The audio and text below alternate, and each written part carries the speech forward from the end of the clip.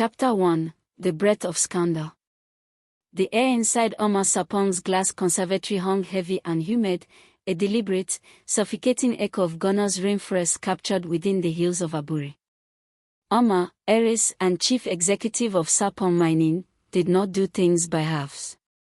Her home, a fortress of glass and white concrete, was designed to display not merely wealth, but a kind of untouchable, curated perfection.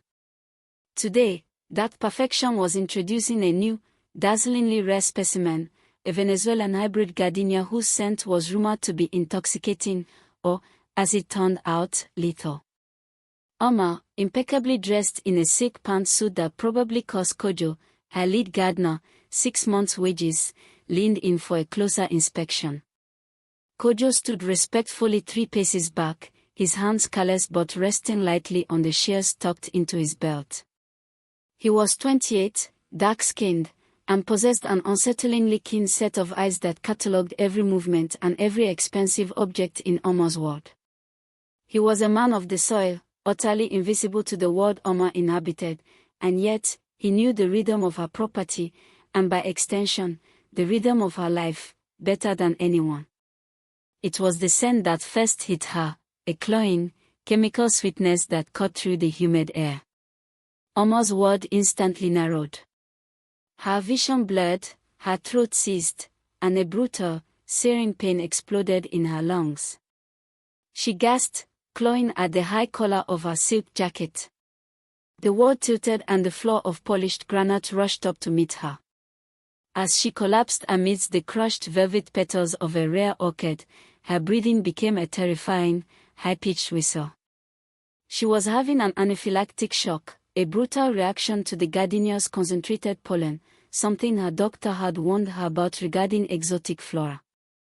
The security staff, usually hawk-eyed, were positioned far away near the main gate. The nearest maid was in the kitchen, half a kilometer away. Kojo was the only soul present. He didn't rush, he moved with the surgical precision of a predator who had found his moment. He had seen the warning signs earlier that week, the discarded allergy medication box, the specific shade of her lipstick that signaled a recent application of lip balm containing an irritant she routinely avoided. He knew this plant could be dangerous, and he had made sure it was placed exactly where she would encounter it alone. He dropped to his knees beside the collapsed billionaire. Her skin was already blotchy and graying, her lips tinged blue. He knew he had a choice: call the emergency line and wait, or act now and change his stars forever. He chose the latter. Without a moment's hesitation, Kojo ripped the silk fabric at her chest to give her lungs a fighting chance and, leaning down, he covered her lips with his own. It wasn't a kiss of passion, but a shocking, raw transfer of breath, forcing air past her swollen epiglottis. He pressed firmly on her sternum, breathing deeply into her unresponsive mouth again and again until a ragged, wet cough tore its way out of her throat. Omar Sapong's eyes fluttered open. She was alive, breathing, and looking straight into the face of the man whose mouth had just been pressed to hers. The moment she was saved, the life he had just given her was instantly complicated by the scandalous intimacy of the act. Her perfect world had just been irrevocably soiled by the hands and lips of a gardener. Kojo, meanwhile, stood up slowly, wiping his mouth with the back of his hand. The goal had been achieved, he was no longer invisible. He was the hero, the savior, the subject of the immediate, inevitable scandal that would rock the Sapong empire, and he was now firmly inside the gilded cage he had always envied. His true work, the work of extracting his prize, could now begin. Omar woke in her own bedroom, not the sterile walls of an Accra clinic, a choice made by her executive assistant to minimize public speculation. The air was cool now, filtered and silent. The doctor had been discreet, confirming only a severe allergic reaction. Her throat was tender, but her lungs were clear. The first face she saw wasn't her mother's, or her fiancé, Dr. Kwame Adam, but Kojo's. He was sitting in an uncomfortable armchair by the window, wearing a clean, white polo shirt instead of his usual soiled work clothes. "You are awake, madam," he said, his voice low and utterly devoid of the subservience he usually employed. "The gardenia pollen, it was toxic to you." Omar recoiled slightly. Not from the man, but from the searing memory of his mouth on hers, the desperate, unbidden intimacy. Her savior was also her shame. She owed her life to the man she paid to prune her hydrangeas. The scandal wasn't the near death, it was the rescue. Dr. Adam, a successful cardiologist who viewed Kojo as an insect, stormed in minutes later. He was furious, not grateful. He administered mouth-to-mouth. Why wasn't security called? Why didn't he wait? Omar cut him off with a weak but sharp gesture. "He saved my life, Kwame. That is all that matters." But in her heart, she knew that wasn't true. Kojo had been given a large monetary reward, a sum that should have sent him running back to his village to start a business. Instead, he was now given the dubious title of Head of Estate Security and Operations, a position that placed him within her inner circle, right under Kwame's nose. He had achieved his new status. Later that afternoon, as the sun began to dip behind the Aburi Hills, Omar's cousin and longtime confidant, Ya, arrived. Ya managed the Sapong Foundation, projecting an image of quiet loyalty. But beneath the surface, Ya harbored a viper's nest of envy, having watched Omar inherit everything while she received scraps. As Kojo was leaving Omar's suite, carrying the empty oxygen tank, Ya intercepted him in the marble hall. She grabbed his arm, her manicured nails digging into his bicep. "He's awake. Did it work?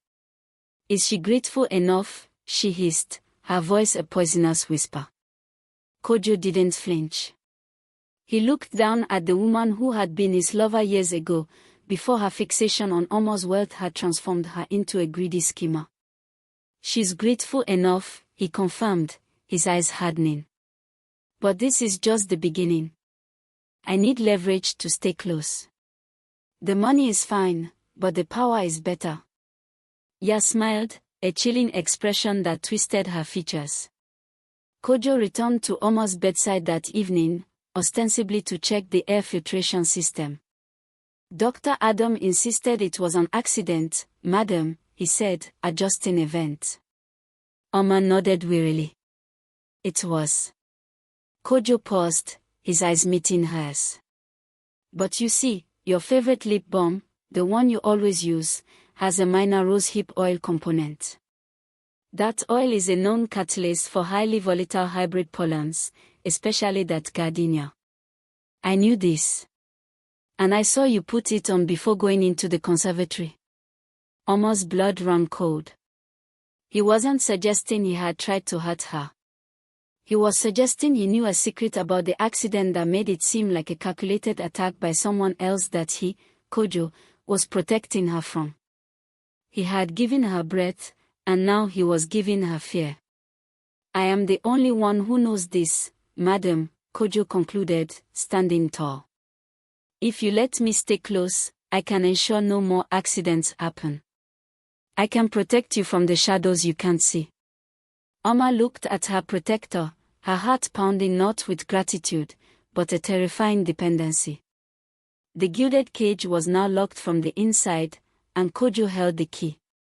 Kojo's new role as head of estate security was a masterclass in calculated proximity. He was Omar's indispensable shield, quietly dismissing staff who asked too many questions and isolating her from Dr. Adam, whose suspicions grew into frustrated rage. Omar, deeply ashamed of the intimate rescue and haunted by Kojo's cryptic warnings of hidden danger, let the gardener become her closest confidant. The whispers of the Aburi Gazette about the billionaire and her handsome new security chief only cemented the public narrative Kojo had planned. She was dependent, perhaps even romantically entangled, with her savior. 6 weeks after the incident, Omar was scheduled to sign the final documents for a massive, complex restructuring of Sapong Mining's non-profit foundation, a move that Ya had championed as a tax-saving measure. Omar, still emotionally fragile, trusted Ya's business acumen and relied on Kojo's omnipresent assurance of safety. On the night of the signing, Omar was seated at her antique mahogany desk in the private library, a bottle of expensive champagne chilling on a nearby trolley. Ya was there, radiating quiet, sisterly support. Kojo stood guard by the door, a motionless silhouette against the dimly lit hall.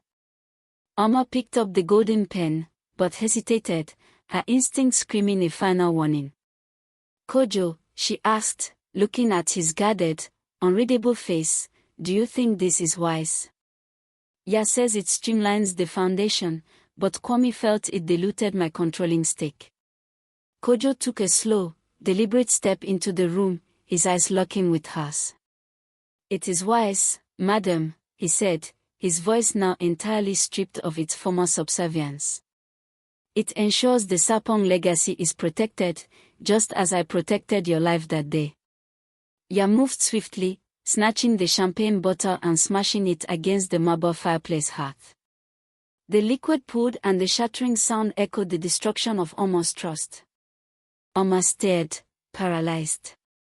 "I introduced him to the work," Ya hissed, her quiet loyalty replaced by raw, cold triumph. "The rose hip, the gardenia. The beautiful, orchestrated accident." Kojo stepped forward, his face hard. He laid out the chilling truth: the entire setup was his plan. He had worked for Ya for years, feeding her information. The life-saving kiss was not an act of heroism, but a staged entry point, a way to move from the invisibility of the garden to the intimacy of her inner circle, making him indispensable while simultaneously blackmailing her with the scandal. He had carefully measured the dosage and timing to ensure she would be on the brink of death, guaranteeing his desperate, mouth-to-mouth resuscitation would be required to cement his role as her personal security shadow. Omar, crushed by the dual betrayal, sank back into her chair. The papers were signed moments later under the threat of exposure and the physical presence of her two conspirators. The document transferred control of the Sapong Foundation's major assets, enough to paralyze Omar's control over Sapong mining, straight to Ya.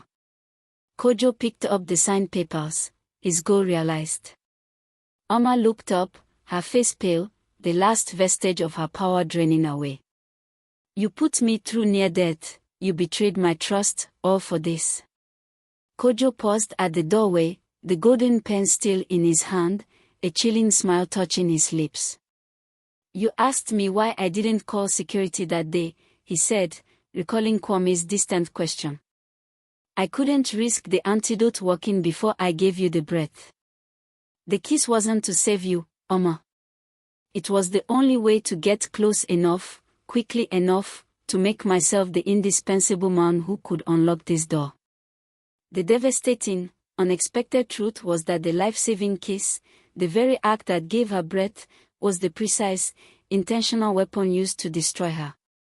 Kojo, the gardener, had achieved his goal.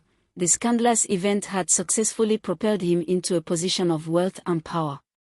Omar Sapong was left alive but financially ruined, trapped in her mansion, forever bound by the memory of the betrayal, and powerless to tell the world the truth without exposing the full extent of her dependency and the manufactured scandal.